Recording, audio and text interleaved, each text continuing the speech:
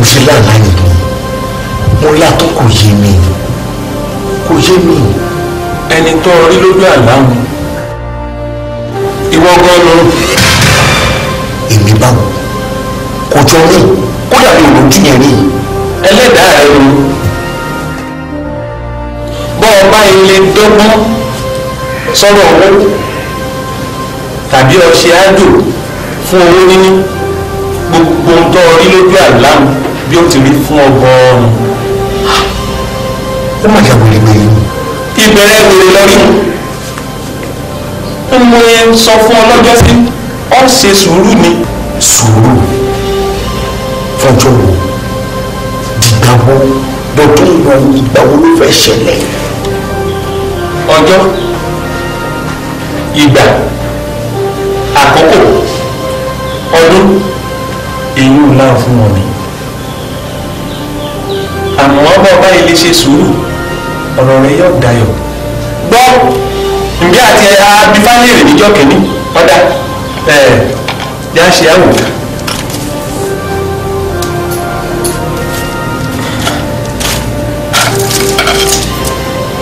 ifá ọgbọ́n akòkò lókun òdìdì tí dorí elémèrè kórè elémèrè má bàa wó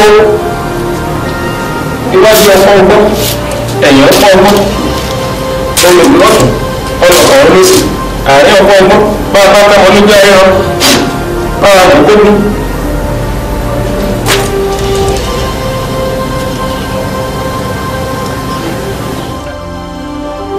ìwòrì méjèèjì ọ̀gbọ́n tí ìwòrì méjèèjì wí gbálùkọ́nù gbálùkọ́nù ìpàkọ́ ikú jàjàjà ọjọ́ ìlà kéké ọ̀ṣàdàdà wọ́n ìpéjé ọ̀ṣàdàdà wọ́n ìpéjé ọ̀ṣàdàdà wọ́n ìbìjẹ́ adúbá méjì kókó ìwòrì ìjọba ń lọ kẹta olù ilé ayé ọmọ káàlẹ̀ ẹ̀kọ́ ni kọ́ wá sí. kí ló tún ṣe. mo ń dúró de gàrí tí mo ní kẹ́ fún mi yẹn ni. ó tí mo pín nǹkan kan ṣe lẹ́wù tó wà dúró ṣe bóun gbé mọ́tò kan káàkiri lẹ́nu ọjọ́ mẹ́ta yìí wọ́n sì gbà ń di ẹ̀ ayé ń ṣe ẹ́ wọ́n tí nǹkan báyìí bá yí wọ èèyàn ń dọ́gbọ́n sí ni lọ́dọ́gbọ́n sọ̀rọ̀ ara ẹ̀ má kábí ìlú ràn mí ó yẹ ní dé kọ́rí burúkú máa lọ. ṣé ń gbà fún gbogbo àwọn aládùúgbò bá rí ẹ tọ́ba aládùúgbò bọ́ọ̀ ló lè fẹ́ yà bí báyìí. ẹnu ní ṣọ́ọ̀bù mi náà lóṣù sì dúró sí títí àwọn èèyàn bá rí ẹ wọn ò ní wọnú ṣọ́ọ̀bù mi wá rajà mo ní kó má kábìlì lọ kó má kábìlì ràn mí kábìlì síwájú olórí burúkú wèrè.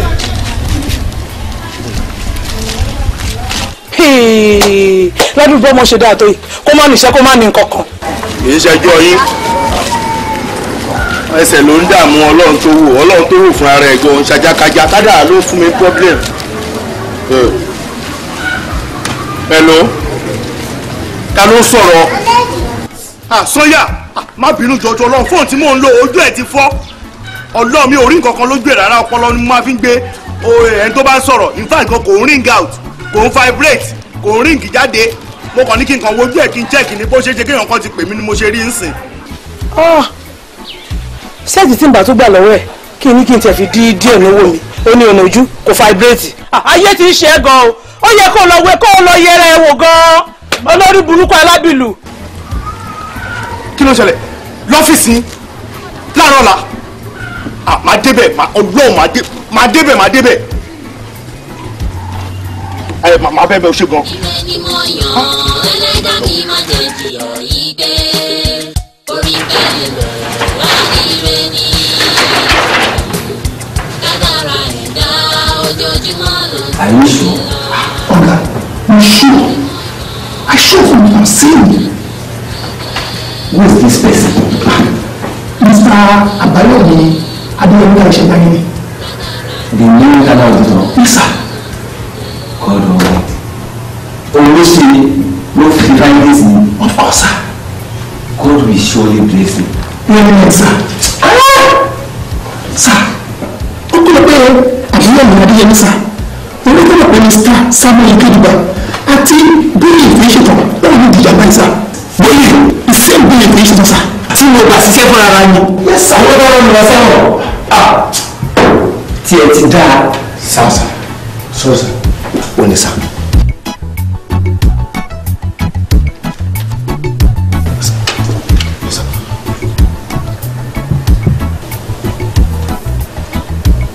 Congratulations.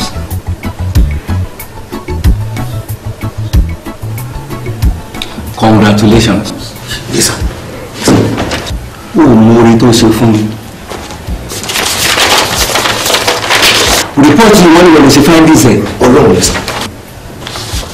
Gbogbo nǹkan ẹ̀ tó ní àti tí ò ní kò ní bàjẹ́. Àmín àmín. O mọ orí tó ṣe fún mi. Àbúrò o mọ orí tó ṣe fún mi. Orí pé mo láàgùn ni. In the next 7 months company gbọ́dọ̀ collapse. Kí wọ́n ló tó ṣe orí tó ṣe fún mi. Àwọn èèyàn tí mo gbà síṣẹ́ ló fẹ́ rán mi lọ sẹ́wọ̀n. Ibi tí mo rẹ nífẹ̀ẹ́ tí mo dé nìyẹn. Ṣùgbọ́n ṣáwọn ìmọ̀ ọ̀kan tó ṣe fún mi. Sórí bó ṣe rọra change ọ̀nà ní kò lọ́wọ́ ẹ̀wọ̀n yẹn. Bẹ́ẹ̀ ni oríire tiẹ̀ náà ṣe bẹ̀rẹ̀ látẹ̀mí lọ. Amen.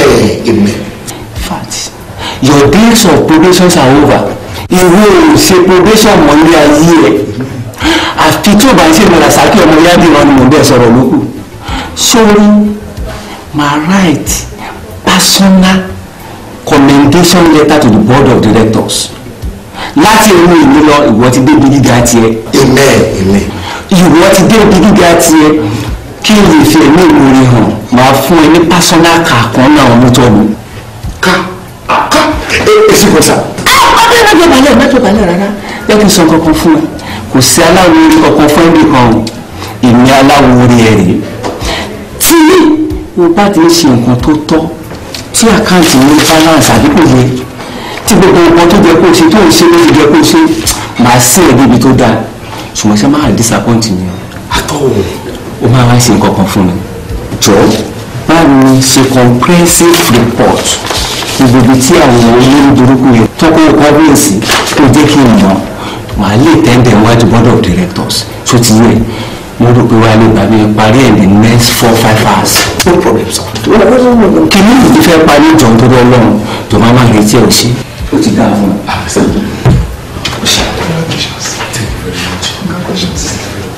jẹ́ kó tètè lọ ṣe nǹkan tí mo máa ń ṣe. Ire ni mo yàn ẹlẹ́dàá mi máa jẹ́ jìyà yìí dé orí bẹ́ẹ̀ nílẹ̀ àìrè ni kádàrá ẹ̀dá ojoojúmọ́ ló ń tẹ̀lé lọ. Ire ni mo yàn ẹlẹ́dàá mi máa jẹ́ jìyà yìí dé orí bẹ́ẹ̀ nílẹ̀ àìrè ni kádàrá ẹ̀dá ojoojúmọ́ ló ń tẹ̀lé lọ.